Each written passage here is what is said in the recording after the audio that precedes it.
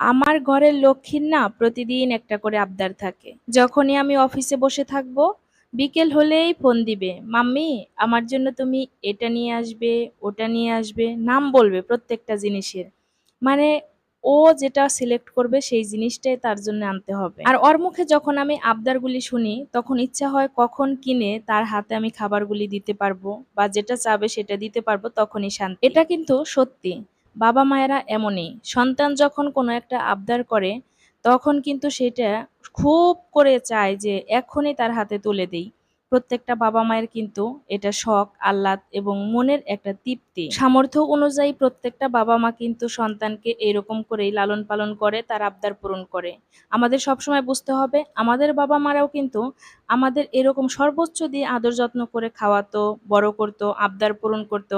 এই জন্য বাবা মাকে অবহেলা করতে নেই, প্রত্যেক সময় তাকে শ্রদ্ধাবোধ করতে হবে এবং তাদের ভালো রাখতে হবে, আমাদের দায়িত্ব এটা।